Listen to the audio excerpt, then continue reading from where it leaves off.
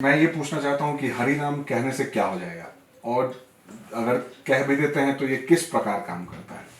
ठीक है, इसका जो उत्तर है थोड़ा सा आपको अपमानजनक लगेगा, लेकिन आपकी बात को समझाने के लिए मुझे ऐसा कहना पड़ रहा है।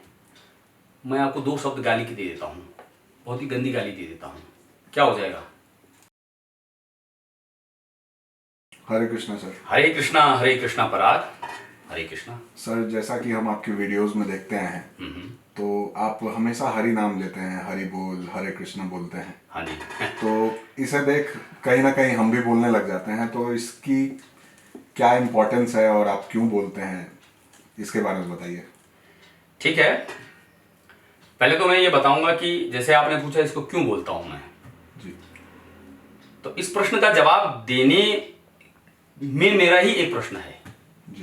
मतलब आपका जो प्रश्न है उसके उत्तर में मेरा ही प्रश्न है आपको, कि एक बिछड़ा हुआ छोटा बच्चा अपनी मां से, उसको क्यों रोना चाहिए?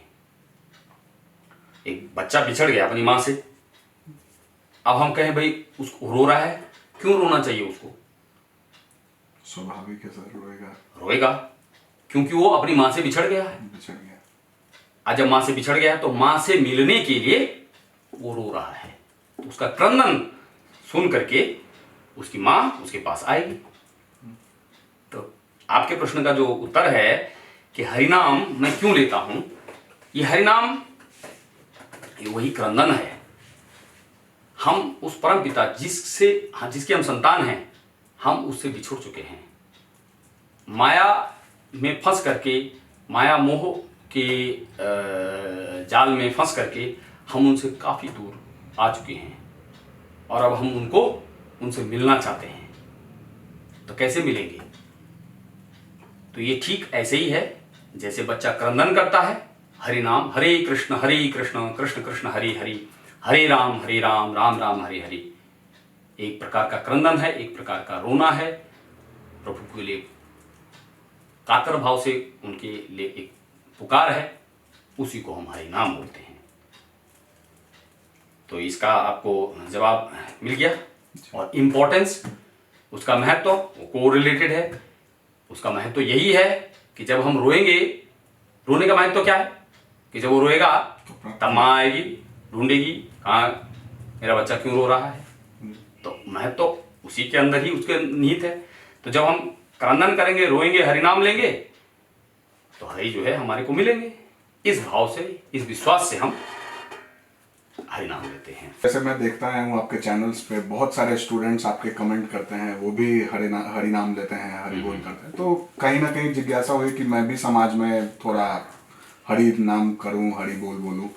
तो मैंने भी कोशिश की और लोगों का ये प्रतिक्रिया था कि तुम क्यों कर रहे हो ये, और कभी कभी मजाक भी बना देते हैं। तो इसके प्रति आप क्या कहेंगे? मतलब आप करते हो, कोई तकलीफ वाली बात नहीं, लेकिन मैं इस उम्र का होके, मेरी उम्र 25 साल है और मैं इस उम्र का होके अगर कर रहा हूँ तो लोग उसको लाइटली नहीं कंज्यूम कर पा रहे। इसके पीछे ठीक है, जब ये अज्ञान की धरा है बेसिकली, जो लोग आपके ऊपर हंस रहे हैं या कह रहे हैं कि अभी ये उम्र है, तो इसको ऐसा समझ लीजिएगा कि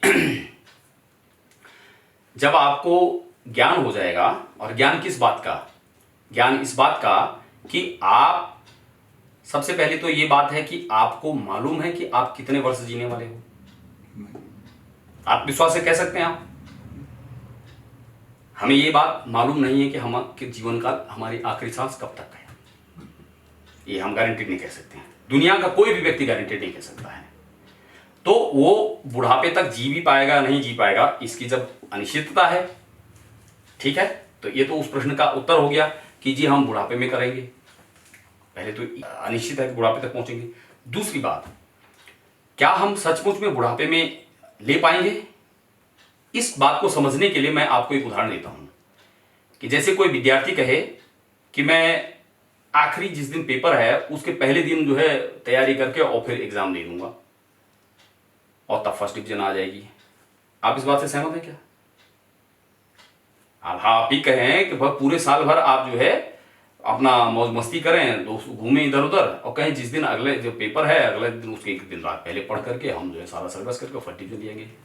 इज इट पॉसिबल? प्रैक्टिकली व्यावहारिक रूप से ये संभव है? नहीं है।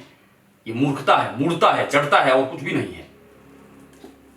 जो विद्यार्थी पूरे साल भर पढ़ेगा तभी संभावना ये है कि वो प्रथम या श्रेणी में पास होकर के दिखा पाएगा। तो ठीक इसी प्रकार से आप बुढ़ापे में भी, अगर माना आप करना चाहते हैं, बुढ़ापे में भी हरिनाम आएगा ही तब जब आप पूरे जीवन काल में उसका अभ्यास करेंगे। सडनली हम कहें चाइनीज बोलो, जापानीज बोलो, पढ़ी नहीं, बोल पाएंगे क्या? हम तो बोलेंगे वो तो बोल रहा है, तो जैसे वो बोल रहा है आप बोलो। अरे उसको अभ्यास है, बचपन से वो जापानीज बोल रहा है, बचपन से चाइनीज बोल रहा है, बचपन से वो कोई भी काम कर रहा है, तो उसी के ही आप अभ्यस्त हैं। जो चीज आपने अभ्यास में लाई है, तो आप बुढ़ापे में अगर करेंगे भी तो नहीं हो पाएगा। क्यों नहीं हो पाएगा? क्योंकि बुढ़ापे में आपका जो है शरीर आपका साथ नहीं देगा, और मन आपका अभी साथ नहीं दे रहा है। मन तो आपका इधर उधर जा रहा है, कोई चाट गली में जा रहा है, मन बोल रहा है चाट खिला मेरे को, गुलाब जामुन खिला। तो मन अभी संयमित तो नहीं है। जब एक आप स्वस्थ हो तो बुढ़ापे में आपका शरीर जब अस्वस्थ हो जाएगा तो उस अस्वस्थता की पीड़ा आपके मन के ऊपर और हावी हो जाएगी, तो आपके मन के ऊपर डबल लोड पड़ जाएगा। एक तो वैसे ही वो अनियंत्रित था, और दूसरा शरीर की पीड़ा। आप मुझे बताइए किस आधार पर आप कह सकते हैं कि बुढ़ापे में आप प्रभु का नाम ले पाएंगे? क्या ये व्यवहारिक है? एक हो कि महज जड़ता, मूर्खता। लेकिन सेंसिबल आदमी ऐसा कभी भी नहीं सोचेगा। लिहाजा जो बुद्धिमान व्यक्ति है वो अपनी बुद्धिमत्ता का परिचय अपने व्यवहार से देता है। आप बुद्धिमान हो, मैं बुद्धिमान हूं, ऐसे सेल्फ क्लेम कोई भी बोल सकता है, लेकिन हमारा व्यवहार बता देता है कि हम किस स्तर की बुद्धिमत्ता हमारे अंदर है। तो इसलिए बुद्धिमत्ता इसी बात में है कि हम अज्ञान को हटा के और ज्ञान की धारा में आए, और उसके लिए हमें एक योग्य गुरु की आवश्यकता होती है। योग्य गुरु, क्योंकि बिन गुरु ज्ञान न हुई। तो ये आपके इस प्रश्न का उत्तर है। मेरा ख्याल है कि आप इस प्रश्न के उत्तर से आप संतुष्ट हैं। दूसरे जो मखौल उड़ाते हैं, तो मखौल उड़ाने वाले उनका स्तर उतना ही है, तो उसी स्तर से देख पाएंगे। स्वामी विवेकानंद जी ने कहा, जब आप कोई काम करते हैं तो पहले लोग आपका उपहास करेंगे, बाद में विरोध करेंगे, और फिर आपका अनुपालन करने लग जाएंगे। 3 स्टेजेस आती हैं। अगर आप सत्य के मार्ग पर हैं तब होगा ऐसा। अगर आप असत्य और अधर्म के मार्ग पे हैं तब तो कभी भी नहीं होगा। लेकिन सत्य और धर्म का मार्ग क्या है? अगर आपको ज्ञान नहीं है तो वो ही ज्ञान से परिचय जो दिलाता है उसी को हम गुरु बोलते हैं। गुरु 2 शब्दों से मिलकर के बना है, गु और रू। गु बोलते हैं अंधकार और रू बोलते हैं उजाला। तो अंधकार से उजाले की तरफ जो ले आता है उसको हम गुरु बोल देते हैं। आजकल तो आम लोगों ने गुरु को, शब्द को इतना हास्यास्पद बना दिया है। हर गाय बगाए बोलते थे ओ गुरु और गुरु और गुरु और पूरा गुरु, क्या हाल है। किसी अरे गरे नत्थु खैरों को भी गुरु बोल देते हैं। ये गुरु की शब्द की इतना महत्वपूर्ण शब्द है, ये सब कलयुग का प्रभाव है। तो इसलिए आप अभी से ही हरिनाम लीजिए। और हरिनाम क्यों लें मैंने बताया। कलयुग जो है, केवल कलयुग में हरिनाम की ही संस्तुति की गई है। 4 युग हैं, सतयुग, त्रेता, द्वापर और कलयुग। तो इसमें कलयुग में हरिनाम की संस्तुति क्यों की गई, इसको समझाने के लिए पहले मैं आपको एक उदाहरण देता हूं। जैसे कि आप भारत के ऐसे भाग में हैं, केरल में समझ लीजिए, आप साउथ इंडिया में हैं, बॉम्बे में, कोस्टल रीजन में हैं, तो वहां पे आपका लिबास क्या होगा? आप एक बनियान में रह सकते हैं वहां पे, ठीक है। आप वहां बनियान और एक कोई भी लुंगी पहनते हैं वहां पे लोग। अब आप वहां से आ गए अब लद्दाख में, तो आप कहें भाई हमारा तो ये ड्रेस है, अब हम यही पहनेंगे लद्दाख में भी, तो क्या आप जीवित रह पाएंगे? वहां आपको बदलना पड़ेगा। क्यों बदलना पड़ेगा? क्योंकि परिवेश इसलिए बदला क्योंकि आपकी जो पृष्ठभूमि है, आपकी जलवायु है, आपकी जो हर चीज है वो बदल गई है।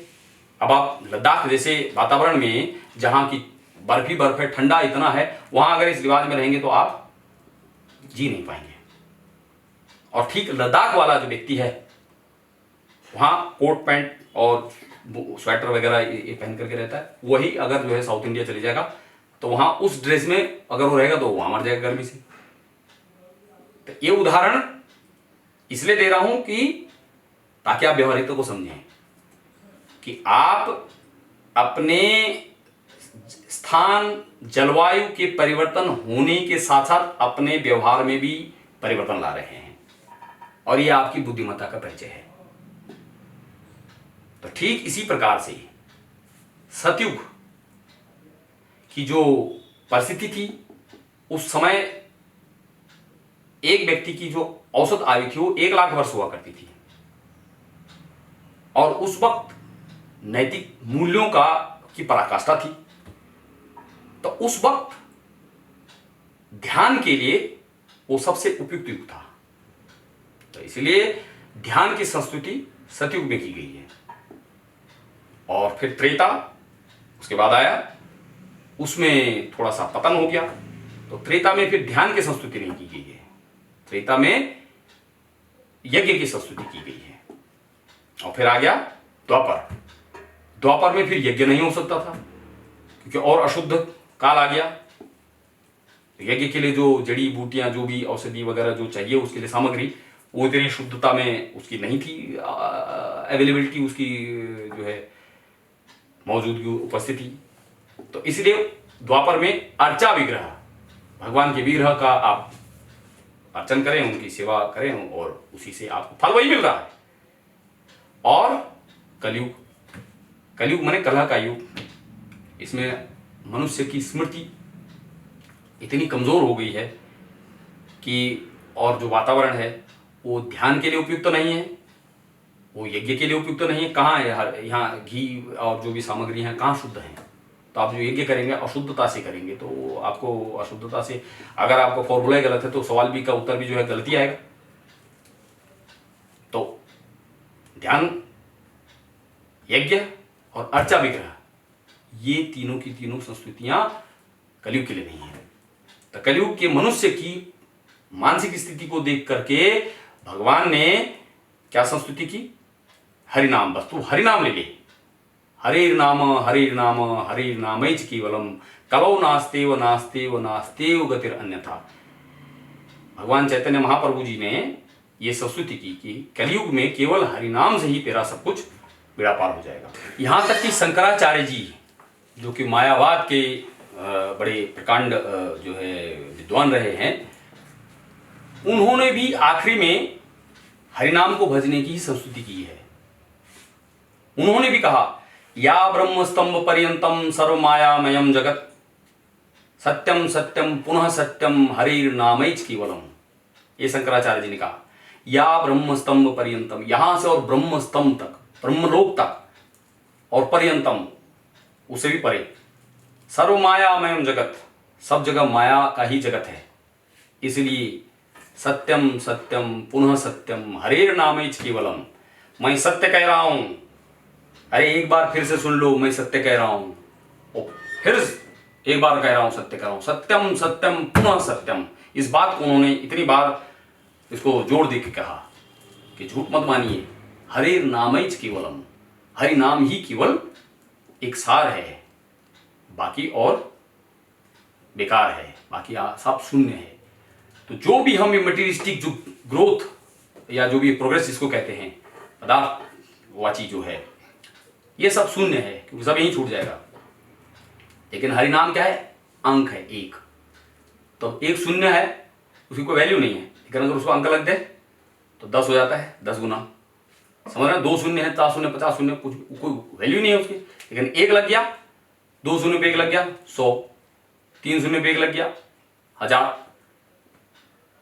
तो हरि नाम जो है वो अंक है, बाकी हरि नाम के बगैर कुछ भी वो शून्य है। इसलिए बुद्धिमान व्यक्ति वही है जो इस मूल तत्व को समझ ले और फिर उस समझदारी का परिचय देते हुए अपने जीवन में उसको व्यवहार में ढालो।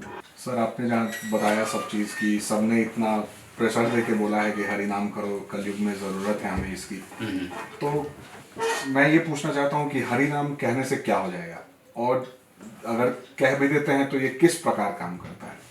ठीक है, इसका जो उत्तर है थोड़ा सा आपको अपमानजनक लगेगा, लेकिन आपकी बात को समझाने के लिए मुझे ऐसा कहना पड़ रहा है। मैं आपको 2 शब्द गाली के दे देता हूँ, बहुत ही गंदी गाली दे देता हूँ, क्या हो जाएगा? आप स्वीकार कर लोगे? आग बबूला हो जाओगे। अब हम कहें या किसी और से शिकायत कर रहे हैं, आप हमसे लड़ नहीं पा रहे हैं और रोते रोते चले गए, उसने कहा क्या हुआ भाई, क्यों रो रहे हो? आप बोलेंगे फलाने धनंजय ढोंडियाल जी ने मेरे को गाली दी। तो बोलेगा कहाँ दी, जरा दिखाओ तो। आप उसके ऊपर हंसोगे, आप बोलोगे वो दिखाने वाली चीज थोड़ी है। वो कहेगा लेकिन आप ही ने तो कहा कि धनंजय ढोंडियाल ने आपको कुछ दिया, तो जो दिया जरा हमें बताओ। आप बता सकते हो उसको कि क्या दिया, लेकिन दिया तो है ना, आप खुद बोल रहे हो। लेकिन जो दिया वो दे नहीं पा रहे, आप उसको बता नहीं पा रहे, उसका रंग नहीं है, उसका रूप नहीं है, उसका आकार नहीं है, फिर भी कह रहे हो कि दिया है कुछ न कुछ आपकी समझ में, और दे नहीं पा रहे उसको। तो यहीं पर ही थोड़ा सा समझने की बात है कि जो दिया शब्द ही तो है ना, और वो शब्द जो दिया न दिखा तुम्हें, तो उसका रंग है, ना रूप है, ना आकार है, वह कानों से गया, अंदर घुसा, और फिर उसने जो भी गड़बड़ करी उसने करी। तो गाली 2 शब्द ही तो है, कोई शब्द चुप इतना ही बोल दे तुम्हारे लिए। अब देखो बड़ी सभा में चुप बोल दे तो क्या हो जाएगा? च उ अप 2.5 शब्द है, कितना लड़ाई करवा सकता है। तो अब जरा गौर से सोचिए कि ये जो शब्द है, ये शब्द नकारात्मक ऊर्जा से भरा हुआ शब्द है, और जब वो कान से गया और तुमने उसको हृदय से आत्मसात किया, तो उसने जैसे उसके अंदर की ऊर्जा थी, उसने अपनी ऊर्जा के अनुसार वहां काम करना शुरू करा, और होने लग गया तुम्हारे अंदर उसी ऊर्जा का हिसाब से रिएक्शन, प्रतिक्रिया, और फिर हो गई मार काट, एक दूसरे का सर फूट गया। बाद में सोचा कि दिया देने वाली जो चीज दी थी वो तो थी तो कुछ भी नहीं, तो जो है, तो जब एक चुप इतना काम कर सकता है तो राम काम नहीं कर सकता है क्या? मुझे बताइए कि किस आधार पर जब हम बोलेंगे राम, हे राम, ये काम नहीं करेगा? सिद्धांत वही है ना, जैसे एक रोटी बन रही है तो दूसरी रोटी भी तो वैसी बनेगी, तीसरी भी वैसी बनेगी। जब एक रोटी बनानी आ गई तो दूसरी वाली रोटी में कुछ अलग से फॉर्मूला नहीं होता। तो एक शब्द इतना उथल पुथल मचा सकता है तो दूसरा शब्द नहीं मचा सकता। और बीइंग ए साइंस स्टूडेंट, आपको मालूम है पूरी ब्रह्मांड में 2 ही प्रकार की ऊर्जा है, एक पॉजिटिव धनात्मक और एक नेगेटिव, और पूरी की पूरी जो है ब्रह्मांड की सारी संपत्ति इन 2 ऊर्जाओं में विभाजित है। तो ठीक ये बात जब समझ में आ गई, तो इसी ब्रह्मांड में कुछ ऐसे शब्द हैं जो नकारात्मक ऊर्जा से भरे हुए हैं, जिनको हम गाली बोलते हैं, और ठीक इसके विपरीत ऐसे भी शब्द हैं जिनमें सकारात्मक ऊर्जा भरी है। अभी आपके और हमारे विषय का शोध नहीं है, ये पहले से ही शोध हुए हैं। जैसे गाली आपने नहीं इजाद करी, ये पहले से बनी हुई है, पर आपको ज्ञान हो, किसी ने दिया कि ये गाली है, ये गलत शब्द है। जब आपको ज्ञान हो गया तो जब वो कोई आप सुनते हैं तो आपको उस ज्ञान की वजह से वो अस्वीकार्य हो जाता है। तो किसी ने आपको ज्ञान दिया, जब तक आपको ज्ञान नहीं होगा आप किसी दूसरी भाषा में तुम्हें गाली दे देंगे, तुम्हें कभी फर्क नहीं पड़ेगा। क्यों नहीं? जबकि तो बहुत ही गाली है। ठीक इसी प्रकार से आपको कोई ये ज्ञान करा दे कि हरे कृष्ण कृष्ण कृष्ण हरे हरे, हरे राम राम राम हरे हरे, ये सकारात्मक ऊर्जा से भरा हुआ शब्द है, ये तो है ही है, तुम्हें ज्ञान नहीं है। जैसे गाली है ही है, पर जब तक तुम्हें ज्ञान नहीं तो कितना भी दे दो तुमको फर्क नहीं पड़ेगा। बस जैसे ज्ञान हो जाएगा गंदी बात है, तो तब प्रतिक्रिया होने लगे तुम्हारे अंदर। ठीक इसी प्रकार से उस गाली में नकारात्मक ऊर्जा है, तो ये हरे कृष्ण इसमें दिव्यता है। और जब ज्ञान हो जाए, वो ज्ञान गुरु देता है, उसी को दीक्षा बोलते हैं। और फिर ये ज्ञान जब होने के बाद तब आप उसको बोलते हैं, सुनते हैं, तो फिर उसी के अनुरूप वो आपके अंदर काम करता है। फिर इसके बाद आपका अनुभव है कसौटी, फिर दूसरे से आपको प्रमाण मांगने की आवश्यकता नहीं होती। फॉर एग्जाम्पल, गुड़ भी मीठा होता है, चीनी भी मीठी होती है। हम कहा भाई दोनों की मिठास में अंतर बताइए। अब आपको अनुभव तो हो रहा है लेकिन आप बता नहीं सकते। गुड़ की, हम कहा आम कैसा है, मीठा है। अमरूद कैसा है, मीठा है। केला कैसा है, मीठा है। अच्छा, सबकी मिठास एक है? नहीं है। प्रमाणित करके बताओ। अब बता नहीं सकते प्रमाणित करके, और जबकि अनुभव कर रहे हो क्या अलग अलग है, मीठा है, मीठा। तो माय डियर, आप जो है अपने स्वयं इंद्रिय जनित अनुभव को शब्द रूप नहीं दे पा रहे हैं, तो सोचिए कि जो भगवत तत्व है ये इंद्रियातीत है। भगवान स्वयं कह रहे हैं मैं इंद्रियातीत हूं, मैं इंद्रियों को पकड़ में नहीं आता हूं। तो जो इंद्रिय जनित अनुभव है उसको नहीं आप शब्द रूप दे पा रहे हैं, तो इंद्रियातीत विषय पर कैसे? तो इसके लिए समर्पण चाहिए, और तब प्रभु की जब कृपा होती है, जब आपका समर्पण स्तर देखते हैं, तब वो अनुभव कराते हैं। जैसे कि अर्जुन को कहा तू इन आंखों से नहीं देख सकता मेरे को, तो पहले उसको योग्य किया कि उनका विराट रूप देख पाए। तो हरिनाम कैसे काम करता है, मूल ये विषय था, ये प्रश्न था आपका। तो हरिनाम ठीक वैसे ही काम करता है जैसे कि गाली काम करती है, बस वो नकारात्मक रूप में करती है, ये सकारात्मक रूप में करती है। दूसरी बात, हरे कृष्ण ये पुकार है। आपका नाम पराग शर्मा है। अब यहां पे हम 3 लोग हैं, धनंजय ढोंडियाल, पराग एंड रोहित। अब बाहर से कोई चिल्लाए पराग पराग पराग पराग, जोर से चिल्लाए, हम तीनों में से हाँ कौन बोलेगा? वो बोलेगा, रोहित बोलेगा, मैं बोलूंगा। तुम ही क्यों बोलोगे? क्योंकि तुम्हारा नाम पराग है, तुम्हें पुकार रहा है वो।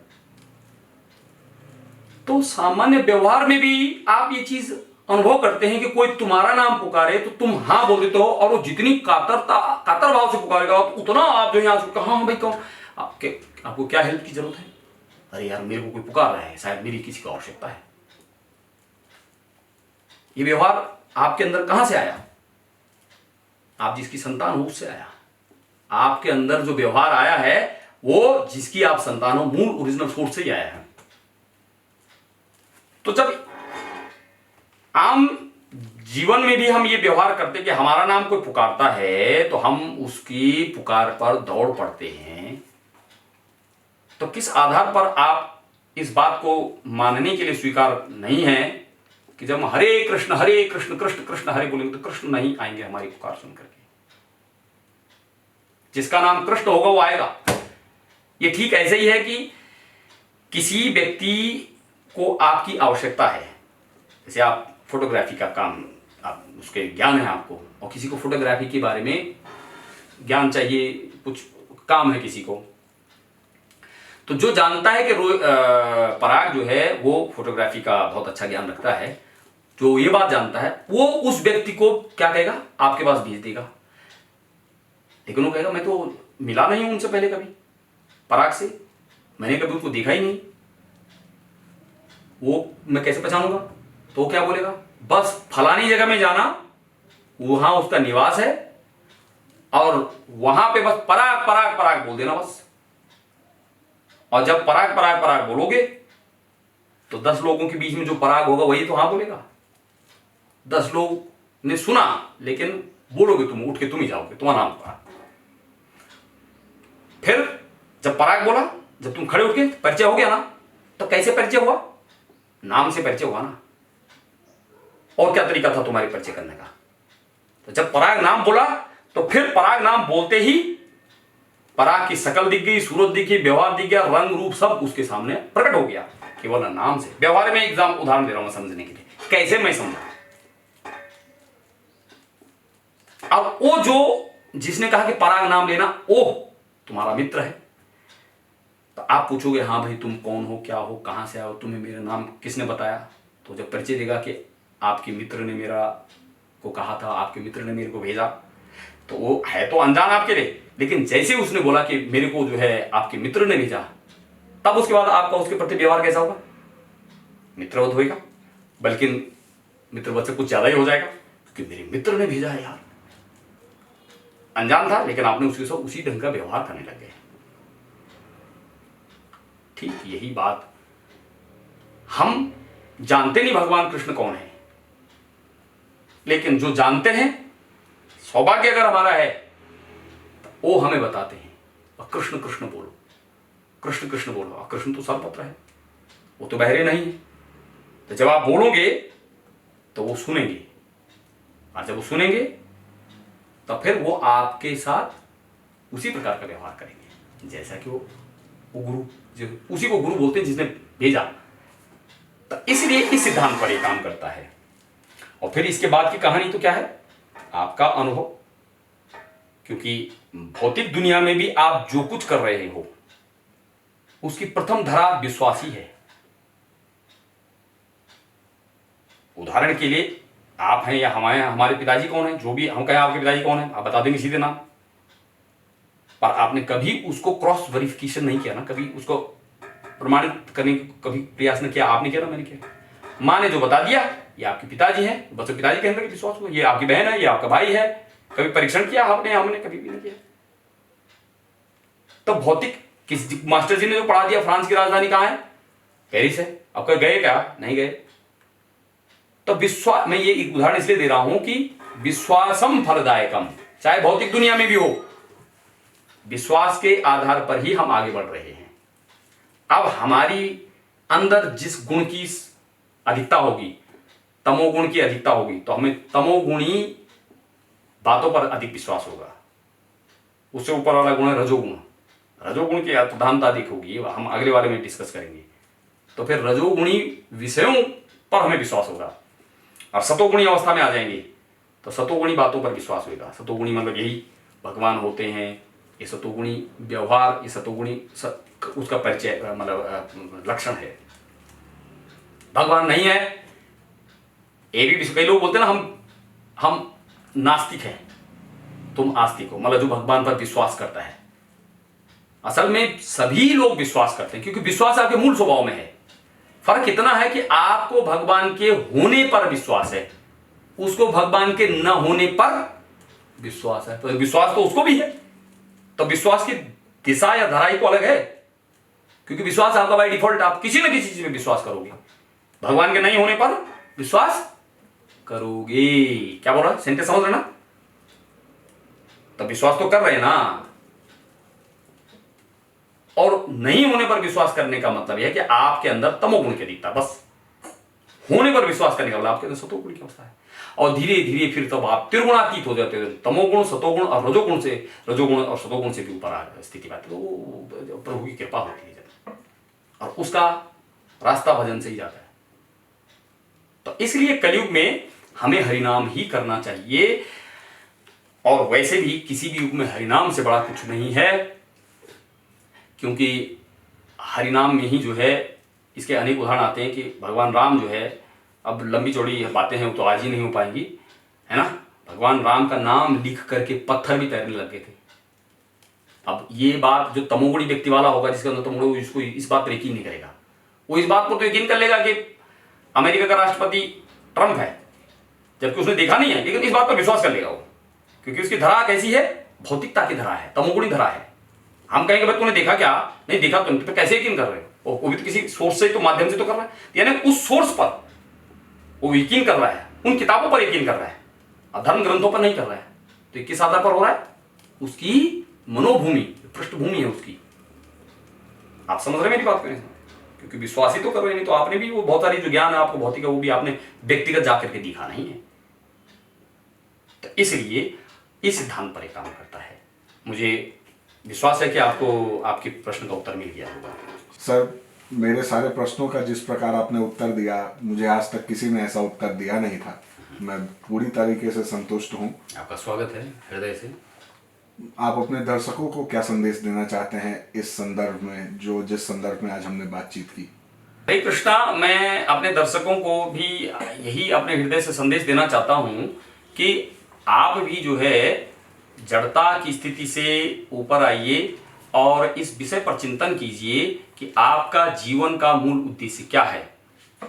एक छोटा सा उदाहरण से मैं अपनी बात को समझाना चाहता हूं कि जिस प्रकार से किसी बस में या ट्रेन में कोई व्यक्ति आपके बीच में बैठा हुआ है और आप ही के आसपास आकर के आप ही से पूछता है, भाई साहब ये ट्रेन कहाँ जा रही है, भाई साहब हम कहाँ जा रहे हैं, तो आप उस व्यक्ति को की तरफ देखेंगे और देख करके फिर आप मुंह मोड़ लेंगे। क्योंकि आपको समझ में आ गया कि ये व्यक्ति सामान्य व्यक्ति नहीं है, एबनॉर्मल है, थोड़ा दिमाग से ढीला है, हिला हुआ है, और आप कोशिश करेंगे कि उससे दूर हो जाएं, उठ करके आप जो है किसी दूसरी जगह में मतलब बैठ जाएंगे। ये उदाहरण से मैं ये कहना चाह रहा हूं कि जिस प्रकार से वो व्यक्ति ट्रेन में तो बैठा हुआ है, चल तो रहा है, लेकिन वो हमसे पूछ रहा है कि हम कहां जा रहे हैं, और इससे फिर आपने आकलन लगाया कि वो व्यक्ति जो है एबनॉर्मल है।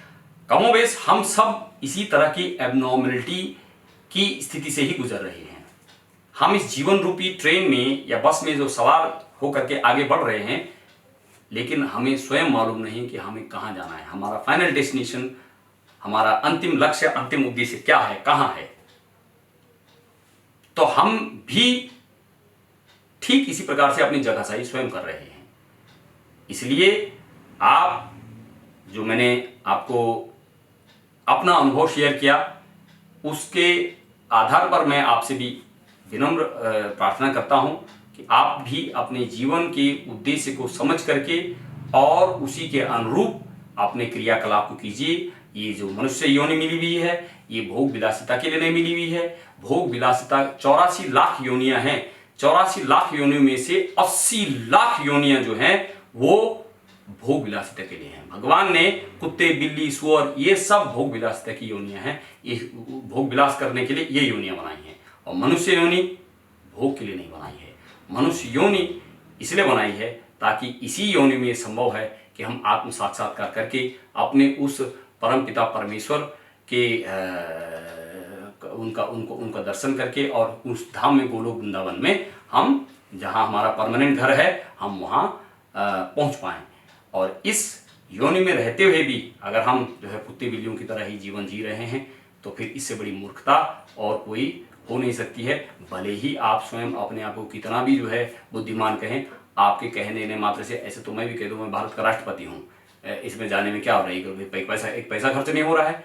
लेकिन ऐसा जब मैं कह रहा हूँ तो मैं अपने स्तर को परिचय स्वयं दुनिया के सामने दे रहा हूँ कि मैं किस स्तर का व्यक्ति हूँ, मेरी बौद्धिक क्षमता कितनी है, मेरी जो है कितनी समझ है। तो आप हरिनाम जरूर लीजिएगा। हरे कृष्ण कृष्ण कृष्ण हरे हरे, हरे राम राम राम हरे हरे। ये वीडियो के रूप में मैं ये बना रहा हूँ, भेज रहा हूँ। इसमें बहुत सीमित समय होता है। ये ऐसा विषय है, इस पे हम एक वीडियो के अंतर्गत इसको समय कैद करके नहीं पेश कर सकते हैं। समय समय पर हम और भी बातें आपके साथ में जो है करते रहेंगे। किसी को कोई भी तरह की जो है अगर प्रश्न इससे रिलेटेड है, मैं प्रयास करूँगा कि मैं आपके प्रश्नों का संतुष्ट तक जो है उत्तर दे पाऊँ। हरे कृष्णा।